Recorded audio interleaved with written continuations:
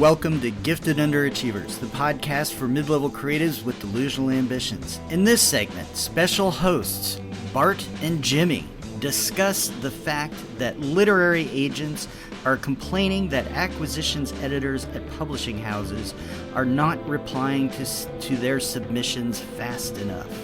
And the agents, captains of the non-response, are pushing for a mandated 3-week turnaround time. Meanwhile, agents generally say if you don't hear from us in 6 weeks, that's a rejection. Is this the pot calling the kettle black? Don't we all hate submitting into a void? What can we do? As noted, special guest hosts Bart and Jimmy explore. Hey, Pat. Yes, James. I have no science for you. I have absolutely zero science of any interest for you. Okay. All right. Why? Just nothing popped up. There were no, menstruating robots or multi-vaginal kangaroos, or there's been nothing. I'll admit to being relieved. Well, actually, oh shit. Now that I think about the kangaroo one. Oh God, here we go.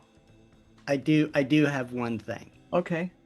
And this is what we want to talk about, because I was reading through the ever wonderful Jane Friedman. Yes. And she was talking about how literary agents' pet peeves is when they get ghosted by editors and wait weeks or longer for a response on material. Yeah. And how this one agent is pushing for a 3-week standard response. But then also for agents to accept not for me as good enough of an answer. Right. The fact that they're getting an answer is a little bit interesting, because agents are champions at not giving answers to people. The point being is literary agents, are sick of getting ghosted by acquisitions editors. Yeah. Yeah. It makes me, snort my tea up. So just to clarify for anybody who's not familiar with the publishing industry, agents will submit a writer's manuscript, the writer that they represent. They will submit it to these people called acquisitions editors in publishing houses in the attempt to get a publishing deal, and agents don't get paid until the writer gets a deal. And then they get a percentage of whatever the deal is. So there's a lot of incentive for agents to submit manuscripts to the right acquisitions editor in the right publishing house at the right time, right place, etc., and to have a relationship with that editor, so that they know that this particular agent's stuff is usually good and something they want to at least read. And they're saying, "Oh, this part is hard, because they're not getting back to us." And in a way, I get it. Like, publishing has gotten tighter and tighter. There's fewer editors with more titles. Even though publishers are making more money, there's a lot of more expenses. Shipping is higher, ink, paper, all those things cost more. So they have laid off or moved around a bunch of editorial staff. Acquisitions editors no longer have time to work on books even with writers. They buy them. I'm sure they work on them a bit, but there's nothing like what they used to do. So there's this straitened circumstances under which the whole interaction takes place. But I'll tell you, it's so rich to me that agents are beefing and would like a 3-week turnaround response time, because among writers, the non-response of agents is not quite a joke. It's like every writer, as they get into getting their work to be a submittable standard, they get to this point where they realize nobody gives a shit, and they can submit their work to the most researched agents who represent, either people like them, writers like them, books like them, or the opposite, who've expressed an interest in branching out and representing their type of book. And it's all you hear is this whistling noise, because nobody responds. They don't even say, "We got your stuff." And the response time that is recommended for writers to follow up to ask if a manuscript was even received by the agent is 2 months. Oh, Don't ask. I have a correction to that. Oh, is it longer now? Well, no, well, it's six weeks to 2 months, but not for you to follow up. Oh, It's for you to then assume that you have been rejected okay, yeah, okay. because they That don't was want the to hear. number. Yeah, so don't follow. They're saying don't Yeah, follow up. yeah. If you Don't call submit me. something I will to call us, you. yeah, don't call us, we'll call you. Oh, interesting. It used to say on some agents' websites, if you haven't heard in 2 months, feel free to check back with us about whether we've received your Mhm. manuscript. You know, Yeah, and there may be a few that still do that, but right yeah, now, yeah. almost universal, you And know. to not be permitted to ask if a document has been received, to me seems like a business issue. Like, why could there not be an auto reply saying we received your shit? Yeah. And Like, there's the exception, but yeah, mhm, how many do you send out there and it's goes, there's agencies too that do this where they have one submission email address yeah, yeah. and they say, "Don't worry, well, I'll look at it." You And fuck. then you don't hear anything back and you Yeah, think, did it arrive? Did yeah, it go into some, vast empty mailbox that, just gets deleted every 2 weeks? I yeah, mean, yeah. yeah, you have no way to know. I actually had an agent in one of the courses I teach a couple of years ago, and she said, I think it's every 6 to 8 months. She Mhm. she got something crazy like maybe 200 submissions a week, or I can't remember what the number was, but she Mhm. said every 6 to 8 months she deletes everything. It's like she never received it. Wow. She has That's a to maintain her Yeah, sanity. yeah. And I will say, in defense of agents, the relationship between an agent submitting to an acquisitions editor is uniquely different from somebody cold querying Yeah, an agent, right? yeah, I don't know them, they don't know me, and I'm sending them, my material. yeah, Um, but at the same time, we all feel that frustration of, sending something off into a void. yeah.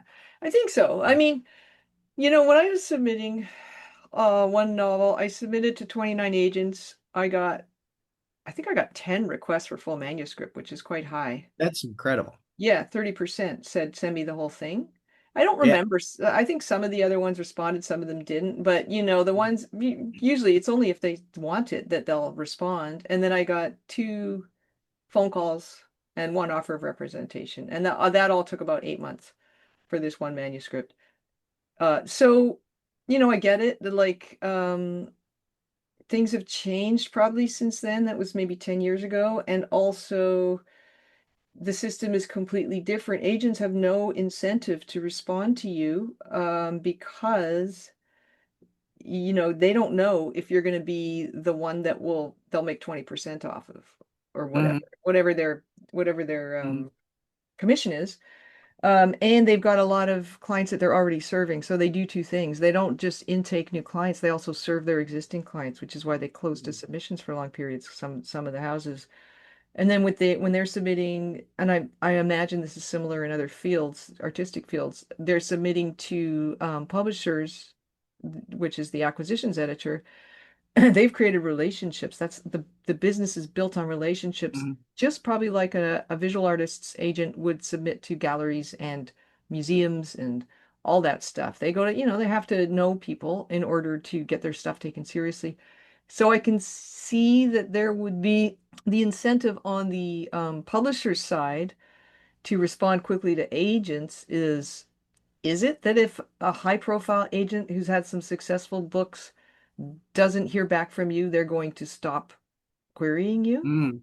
I Yeah. don't know. I don't know what the cost is of to acquisitions editors of not being able to respond in a timely fashion, but 3 weeks, that's they're also they're doing an entire job that Yeah. takes up a 50-hour week without having read one submission. Mhm. This acquisitions editors. Yeah. Well, and you can see, so there's this ideal, and I think this is true for anybody who wants or needs an agent, whether you're an actor, artist, or whoever. Uh, Um, you want to have somebody who's responsive to you, and can get things done. Yeah. And in publishing, you also then want that publisher who's going to work with you, Yeah. right? Ideally, yeah. Gonna, take your raw material and turn it into great things. But Yeah. right now, these editors are probably where they went from, who I'm making, I have no idea. This is all hypothetical, but Yeah.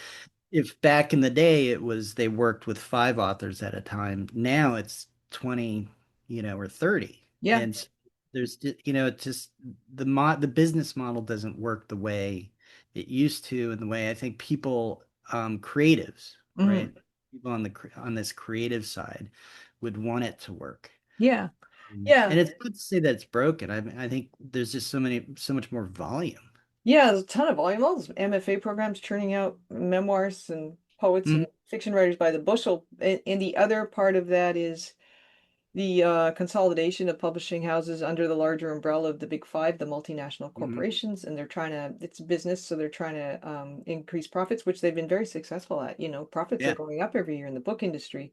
Uh, and the idea too that yeah, they maybe used to have five authors. Now they get moved around quite a bit because Mhm. imprints close and open more rapidly than they used to. So they might be dealing with orphaned writers, orphaned manuscripts that, Mhm. somebody else bought that they don't feel a connection Right. to. And then they've got to find the, energy and time to like get that book out to press before the writer sues the Mhm. imprint or whatever, and writers get so demoralized, they're not going to sue anybody. They're just barely hanging in. So, um, well, and maybe I'm being a little dire, but yeah, it's so the fact that agents are even have the balls to say I'd like a 3-week turnaround.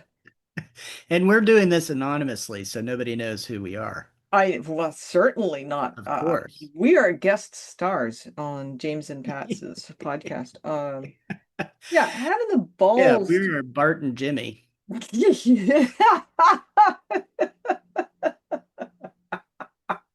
What's my name?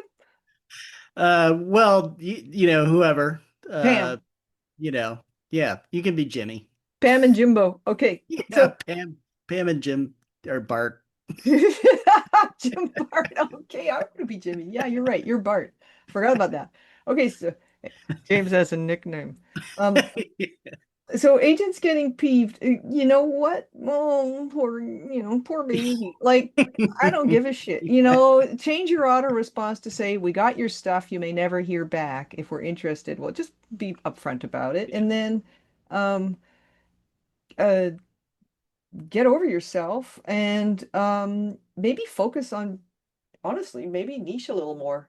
Actually, maybe focus on Niche. fewer acquisitions editors, fewer imprints. Don't take on any, I'm sure they already niche, but don't take Mhm. on clients that where you have to go to somebody new, or somebody you don't know as well, who doesn't have a Uh, strong relationship, yeah, yeah. buy them more stuff, more bribery, send more baskets of wine to the acquisitions editor's Yeah. office.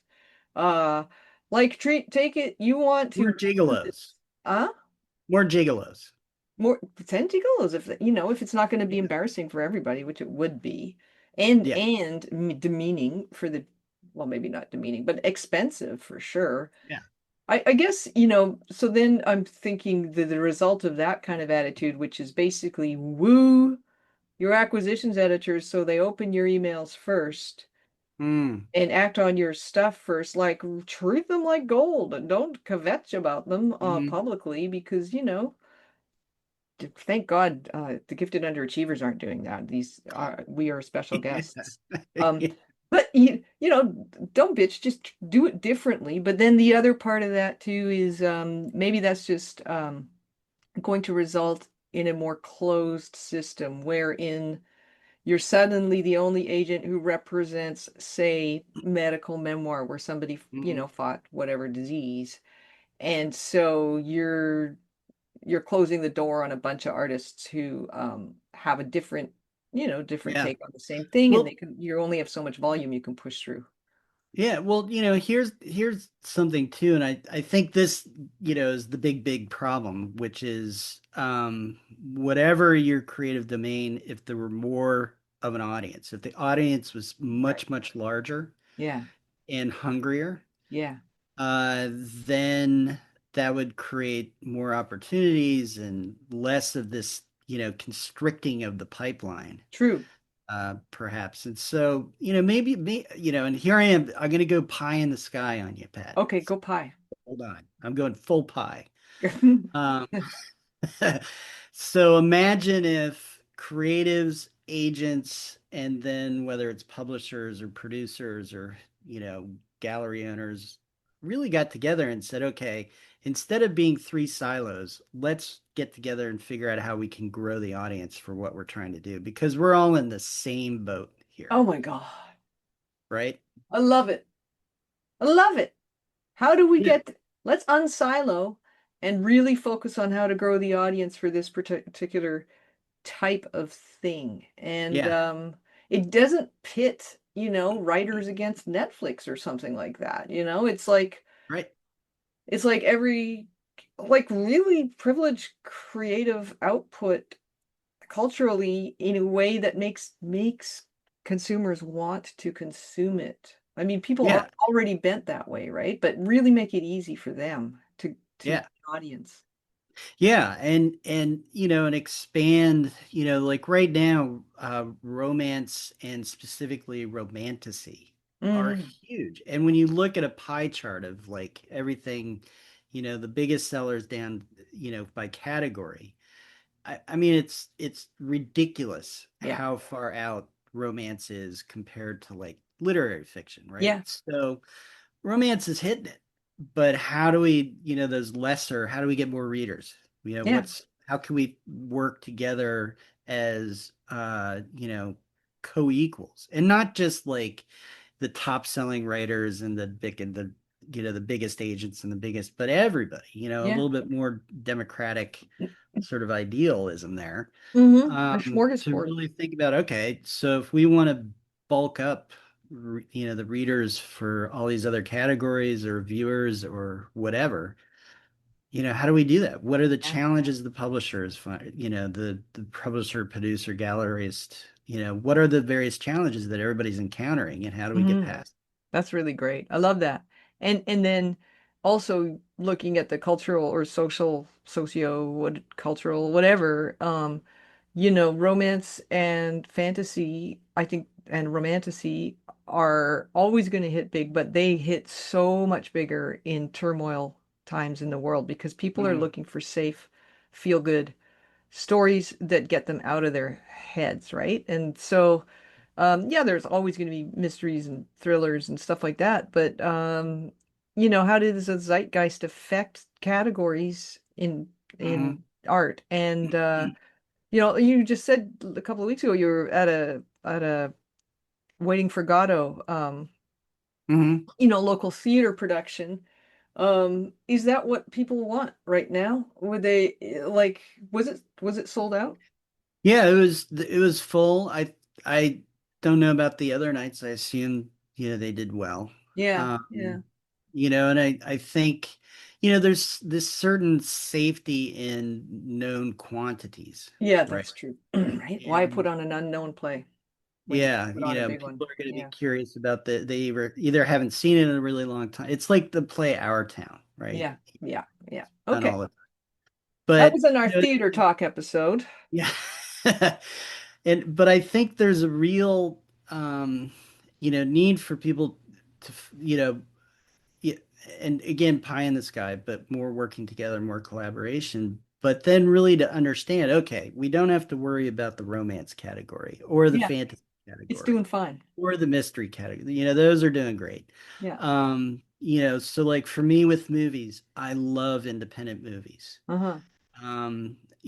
There was one the way back, which is just a fantastic movie. Didn't make, go big.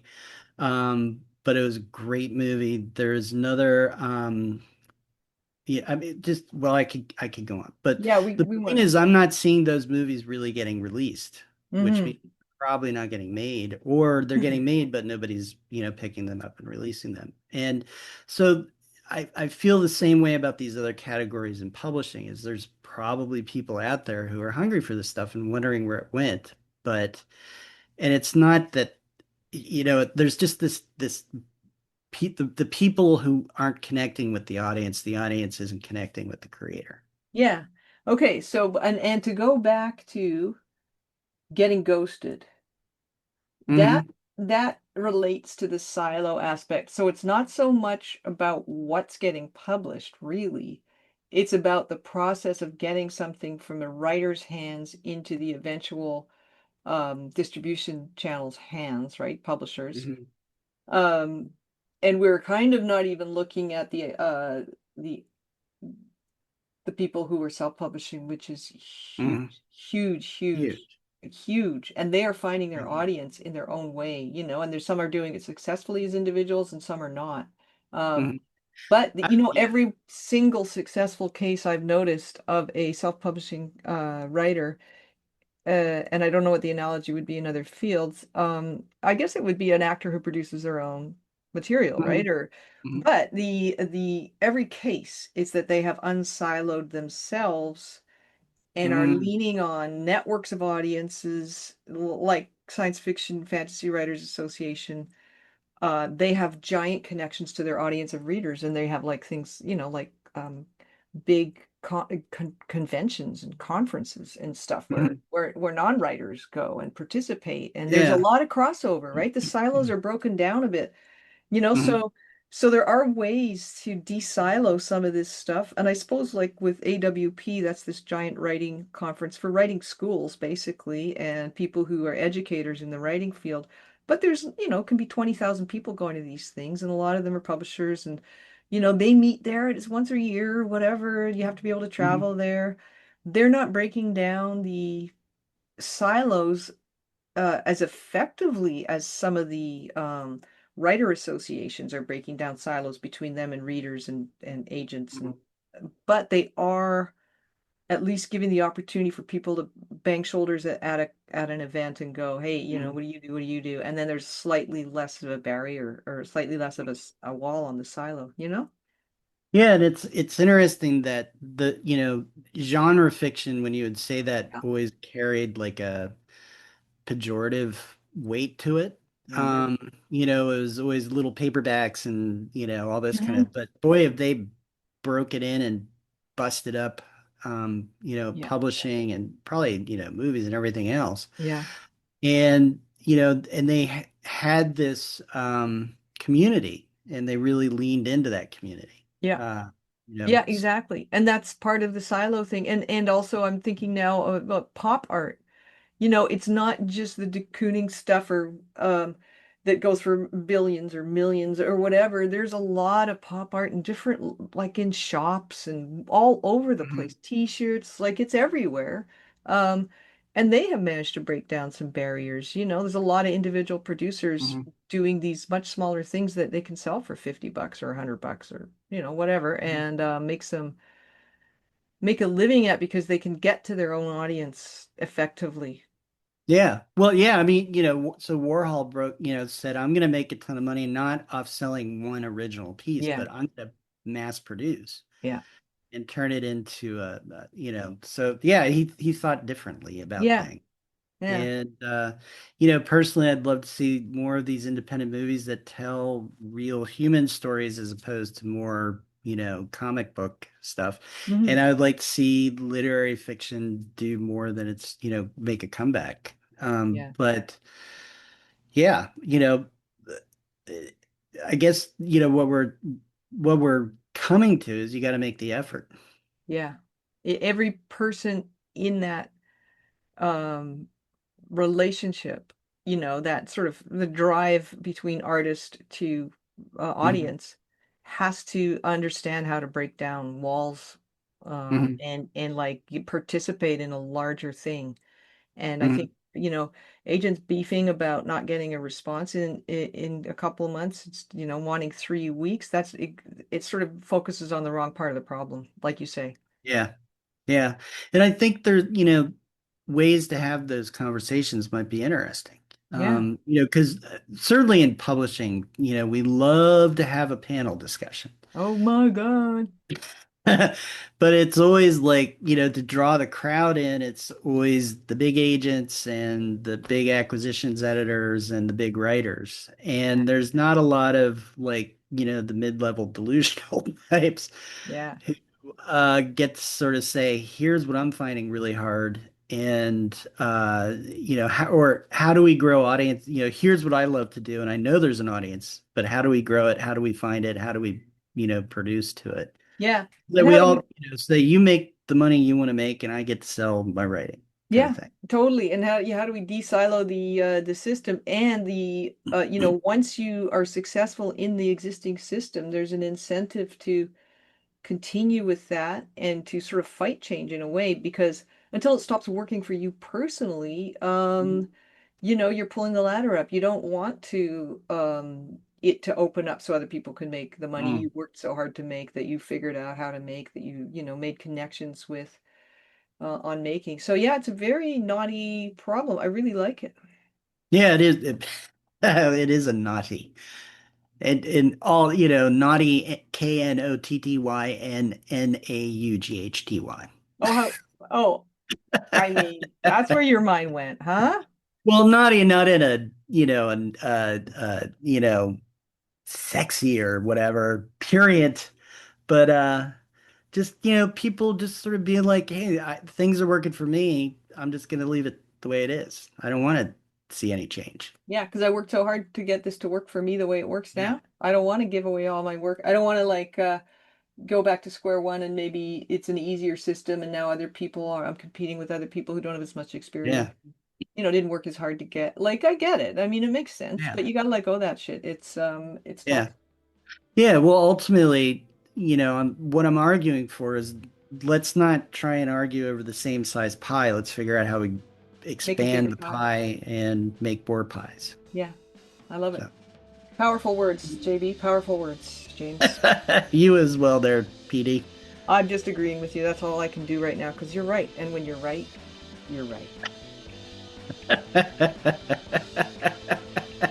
Thank you, Dunning.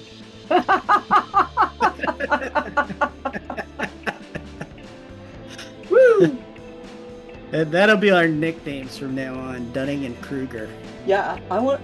Dunning is good for me. I like it. Kruger's Gifted good. Underachievers by Dunning and Kruger. Yeah. I love it. That's fun. Thanks for listening to Gifted Underachievers, a podcast for mid-level creatives with delusional ambitions. And a reminder, if you're an agent and or acquisitions editor at a publishing house, this segment was specially hosted by Bart and Jimmy, as well as Dunning and Kruger. We'd love to hear how we're doing, so please leave a comment, join our chat page, or send us an email at giftedunderachievers@substack.com. You can find us on Spotify, iTunes, and anywhere else you like to download your podcasts. Please hit the share and or subscribe button. It really does help. Otherwise, have an awesome day.